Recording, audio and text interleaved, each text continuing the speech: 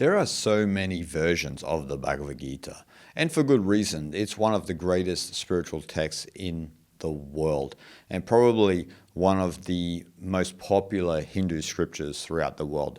A lot of people don't know about the Upanishads, or they might not know about the Nididhyasana texts. They might not know Atmabodha, self-knowledge, and these texts, which in the end are higher than the Prasthana Trahi. So, if you get into Nidhyasana text, that's higher than the Prasthana Trahi. But to build a foundation, you need to understand the Prasthana Trahi, which is the Bhagavad Gita, Upanishads, and the Brahma Sutras. But there are so many versions of the Bhagavad Gita, right? Just like the Upanishads. And a lot of people get confused. Which one is the authentic version? Which one would you recommend, Jason?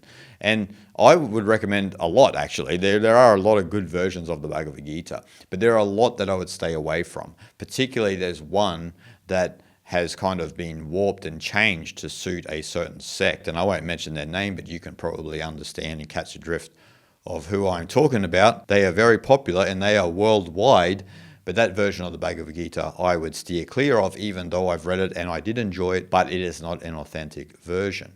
And so there are many, many versions of the Gita out there that you would enjoy. But the one that I recommend is by Swami Nikhilananda. And I've done a video on Swami Nikhilananda before. He's one of the greatest spiritual teachers who lived throughout the 20th century, one of my own personal spiritual teachers throughout my life, even from beyond the grave. And so this version, which is a newer version published by Fingerpoint, which is kind of, it's got a colorful cover. It's a bit different to the dry sort of Vedanta style, but I prefer that style, as you see here with the Atmabodha self-knowledge. The original version of Swami Nikhilananda's Bhagavad Gita is like this, but I don't have that with me here. This one I do. And so I highly recommend going out getting this. This is actually a perfect gift for anyone who would want to gift the Gita for the first time to somebody. And so I highly recommend this version of the Bhagavad Gita. And for many reasons, because Swami Nikhilananda was an absolute genius at translating Sanskrit. And his ability and his intuition to dive deep into the terminology and also the conceptual framework within Sanatana Dharma is second to none. And so he has contributed a lot to the English-speaking world understanding Sanatana Dharma and also these deeper texts. He has translated many Nidhyasana texts, for example. He's just at a higher level than most of us. But his ability to translate, his ability to write, he is a wordsmith and one of the greatest teachers. Someone I admire for the way that he can convey his thoughts and make it palatable for other people. And so I highly recommend any of his books, actually, but his version of the Gita is special. It's something really special, but it's a version of the Gita that's not really well known. There are a lot more versions of the Bhagavad Gita that get more attention than his. But if you're a Vedantist and you like to dive deep into the actual real knowledge of the Upanishads, the Brahma Sutras, and the Bhagavad Gita, then this version is the one. Now, I'll just read a couple of verses for you from his version of the Gita to give you an idea of the text. And so let me read just these two verses for you. The man who rejoices in the self and is satisfied with the self and is content in the self alone, he has nothing for which he should work.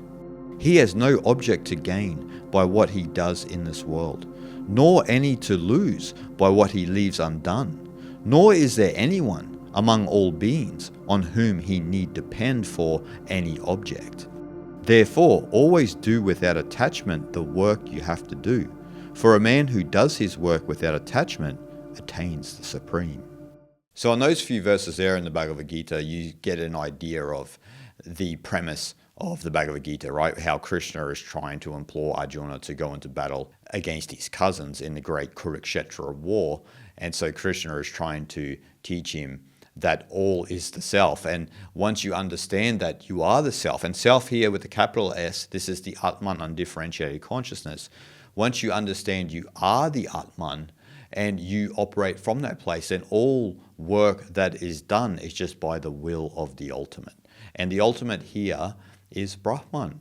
Atman is Brahman. And so in the Bhagavad Gita, Krishna is the godly sage who is the avatar of Vishnu, And Vishnu is a representation of the ultimate Brahman, the Godhead. And so this idea in the Bhagavad Gita of coming back into harmony with your true nature and just allowing your dharma to run its course, this is nishkarma karma, which is not being attached to the fruit of one's action, which is very similar to Wu Wei in Taoism, where you act without no sense of doership.